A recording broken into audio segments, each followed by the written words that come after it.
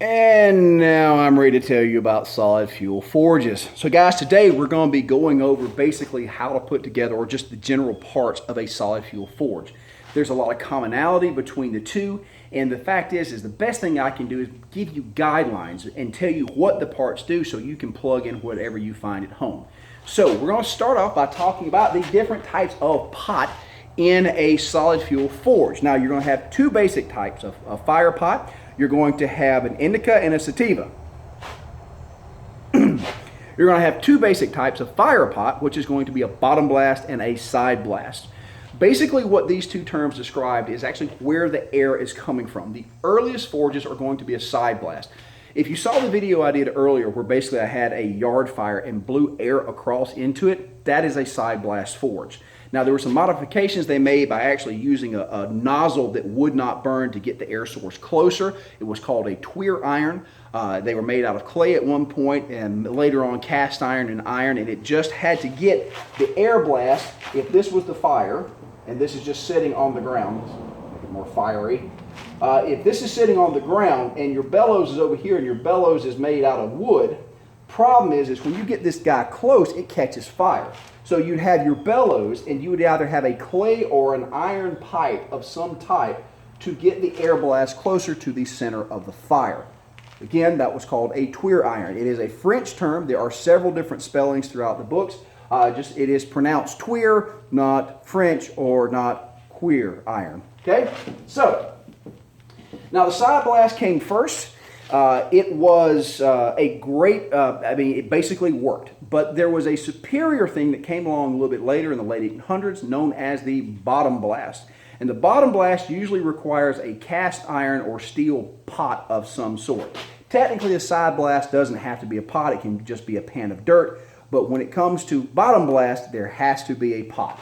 Now, everybody, of course, is familiar with the brake rotor pot, which looks like this from the side.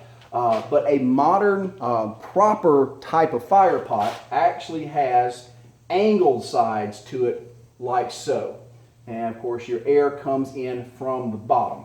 Now the reason that this is superior is because at all points, if you have fire in here and you have your fuel, the air blast is always coming into the center of that fire.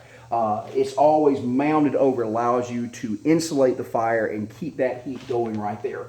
Whereas the side blast, if you let it die down or you don't rake it all the way over, it just does not work as well. The other great advantage of a bottom blast pot is the fact that normally, if you're lucky, you can have a valve in here that's known as a clinker breaker. And basically what this is a flat disc. If you're looking over your air pipe this way, top-down view, there is a rod that runs through, just like this, and attached to that rod is a round disc of metal. Sometimes it can actually be a cast piece that's triangular in shape. But what happens is when you rock this valve back and forth, if there's any ash or small pieces of clinker, it will let it fall through and clean the fire out for you. So this is why a proper pot is far better than the brake rotor, because the brake rotor has a sharp angle right here. And what's going to happen is clinker and ash and everything is going to accumulate in that corner, and it makes for a very, very bad fire. However, if you have the proper sloped sides here, all that stuff will absolutely run out and down where you can shake it out and dump it out of your gate valve. So a bottom blast forge comes in those two flavors there, but a proper bottom blast is absolutely the way to go. And however, make do with what you've got. These bottom blast pieces like this, I think, can be had for about 150 bucks, somewhere along in there. Centaur Forge, Pie Tool Company, all of the usual suspects will carry them. But if you're getting by or just trying stuff out, of course, the brake rotor will work. And notice that I did say brake rotor and not brake drum. There's been some confusion over that terminology for years because originally it was the brake drum fire pot. The brake drum is usually a lot deeper than the brake rotor. So, and if for those of you that are not familiar with cars, a brake rotor usually goes on the front, brake drum usually goes on the back. So a brake rotor is going to be a flatter profile, whereas a brake drum is going to be a much deeper profile. And for purposes of forging, you don't want that deeper pot like that. So, those are your different types of pot. Remember, drugs are bad, okay? And let's go to the table. The table is basically what holds the pot. So if you have that brake rotor once again, or whatever fire pot you have, a lot of people just start out, they usually have this set on a couple of cinder blocks. In fact, I think I did a video of where it was actually sat on cinder blocks. This is a real problem because you can only have that much fuel in your pot. If there's anything more than that, it falls off to the side. So this really needs to be set into some sort of table. It can be even be a wooden table with some dirt on top of it. It can be a sheet metal table. Most of the time they're sheet metal. In fact, when I taught a class down in Louisiana, we actually took an old mower deck, flipped it upside down, cut a hole out, and basically had a mower deck that supported the pot itself. And what this does is this allows you to put fuel on the sides here so you can keep that fire burning constantly. The first forge we're going to talk about in a later video is going to be basically the box of dirt, where we're going to take a 2x4 framing, put some dirt in it, and use it as the table. It's normally used for a side blast, but you can rig it to use it for a bottom blast.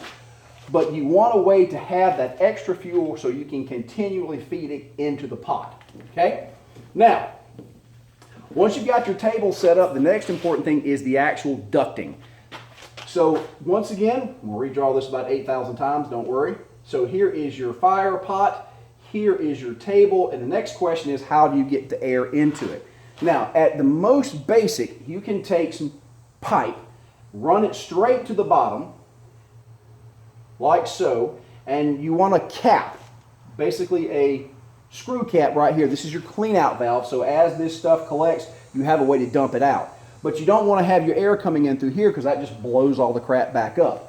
So you have a pipe that comes to the side that actually goes to your air source. Now that can be your hair dryer, it can be your squirrel cage blower, your bouncy castle blower, but this T arrangement is known as your ducting.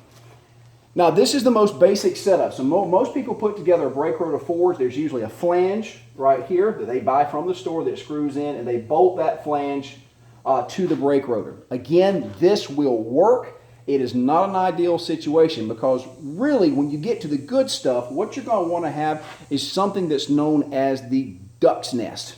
Now these pieces were actually cast iron back in the day, and they were a pretty much more sophisticated version of what you just saw. The duck's nest would in fact bolt to the bottom of the pot, but in the duck's nest you would have this triangular little rocker valve known as the Clinker Breaker that would be in that system. There's where the air source would come in, and then you would actually have what is called a dump gate. You would have a flat piece of metal that had a counterweight here and a hinge right there. So when you got ready to clean your fire out, you'd actually turn this little valve. It had a handle that came out and turned down. So you just grab it and turn it like this. It would shake loose all this stuff, and it would fall down here. And then simply by lifting up this valve, the stuff would dump out, but when you let it back go, it would actually close the air system back. And that was known as a duck's nest arrangement. And that is absolutely the superior way to have a solid fuel forge. So ducting, basically you need a way to clean it out, and you need a way to have to get your air source in. Okay, now air sources. Now this is where we're really going to have to kind of throw it to the wind, guys, because there are going to be so many different types of air sources out there that I'm pretty much going to give you a general guideline. If you have a hand crank blower, hand crank blowers for blacksmiths were absolutely originally designed to do the job you want it to do. It builds pressure, it builds good pressure, it's got good volume. So if you can put hands on a hand crank, you are already good to go. However, if you don't have access to that, there are several alternatives. It can be something like a hair dryer, a squirrel cage fan, the blower off of a 12-volt heater mower out of your car, furnace fan. There are, you need something to blow air. So what I'm going to give you is basically the difference between what they call a squirrel cage blower and what they call a centrifugal blower. Now, a squirrel cage blower is so named because the actual fan blades are a little tube and they are a little cage. Basically, inside the blower, it looks like this. You have many little fan blades that run down the length of it, a spindle of some sort here, and that's where it spins. Now, it's going to be in a housing that is going to basically be round, and it will have a little offshoot here at the bottom. Now, that is a horrible drawing, but forgive me, that's where it is. So as this bad boy spins, air is forced to the outside edge and it comes out the blower here. Squirrel cage fans in general are really not meant to build pressure. Now they have, of course, what they call CFM, which is cubic feet per minute. That's telling you what volume of air it's moving. But it doesn't tell you what pressure it's moving it at. So again, now that's a whole nother discussion. If you haven't seen the video on water columns, something you need to go watch. In general, if you're going to have a fan that comes out of any sort of appliance, like a furnace or comes out of the car, they are going to be these squirrel cage blowers. You're going to have one that's big enough to overcome that pressure issue, and the higher the RPM on that blower, the better. Now, the blowers that are actually designed to do what we need to do are known as centrifugal blowers, and you can tell them because with a squirrel cage blowers are wide. That's where the cage fits in just like this. So they are very wide in their construction. A centrifugal blower is usually very narrow and uses a high RPM. So if you look at the profile of a centrifugal blower, it's usually tall and thin. That's the exit port there. If you've ever seen a hand crank blower, you will see this. Again, it's a very relatively narrow body, but it's wide, and it spins at a high RPM. That centrifugal blower are things like hair dryers do this. Remember, they got a lot of force of air.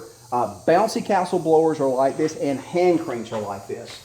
So what you're looking for is, again, that tall, thin profile, but all of them will have this general outline. They have a circular piece, and this bad boy spins with such speed and force, it just slings that air out the side. Now, the reason that you want that pressure is because if you're working with coal, especially coal that has a lot of fines, it's not a very, not a nut coal type of situation, it can clog all kinds up, and sometimes that extra power just makes a much, much better fire.